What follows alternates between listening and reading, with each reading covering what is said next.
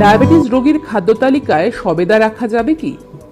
Diabetes হলে কি কি খাওয়া যাবে নার তালিকায় সবেদাকে রাখবেন, নাকি ডায়াবেটিস রোগীর খাদ্য তালিকায় সবেদাকে রাখবেন? ডায়াবেটিস রোগীর খাদ্য তালিকার প্রথম শর্ত লো গ্লাইসেমিক ইন্ডেক্স ও লো গ্লাইসেমিক লোড। সফেদায় কার্বোহাইড্রেট ও সুগারের মোট পরিমাণ বেশ বেশি। সবেদার গ্লাইসেমিক ইন্ডেক্স ও গ্লাইসেমিক লোড মাঝারি থেকে বেশি, মানে সফেদা খেলে আপনার ব্লাড সুগার কন্ট্রোলে থাকবে না। অর্থাৎ ডায়াবেটিস রোগীর খাদ্য তালিকার প্রথম শর্ত সফেদা পূর্ণ করতে পারেনি, মানে ডায়াবেটিস কমানোর উপায় হওয়া থেকে সবেদা প্রথম রাউন্ডে পিছিয়ে গেল।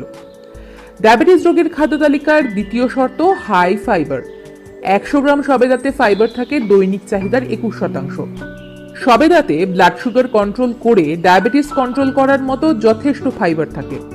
ডায়াবেটিস চিরতরে নিরাময়ে সাহায্য করার মতো গুণ সবেদাতে আছে, অন্তত ফাইবারের জন্য। অর্থাৎ ডায়াবেটিস রোগীর খাদ্য তালিকার দ্বিতীয় শর্ত সবেদা খুব ভালোভাবে পূর্ণ করতে পারে।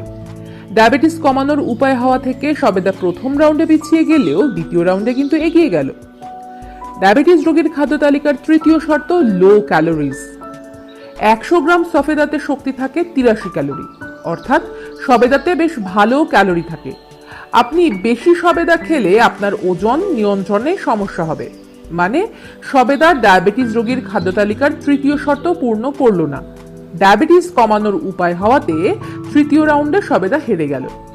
ডায়াবেটিস রোগীর খাদ্য তালিকার চতুর্থ শর্ত লো সোডিয়াম। ডায়াবেটিস চিরতরে নিরাময়ের খাদ্য তালিকায় লো সোডিয়াম ফুডকে রাখা দরকার, কারণ বেশি সোডিয়ামযুক্ত খাবার উচ্চ রক্তচাপের কারণ হয়। উচ্চ রক্তচাপ ব্লাড সুগার কন্ট্রোলে বাধা হয়। 100 গ্রাম সবেদাতে সোডিয়াম থাকে 12 মিলিগ্রাম, মানে পরিমাণ মাঝারি, সাথে 193 মিলিগ্রাম পটাশিয়ামও থাকে। অর্থাৎ ডায়াবেটিস রোগীর খাদ্য তালিকার চতুর্থ শর্ত পূর্ণ করল সবেদা। ডায়াবেটিস রোগীর খাদ্য তালিকার পঞ্চম শর্ত হাই ভিটামিন সি ও অ্যান্টিঅক্সিডেন্ট।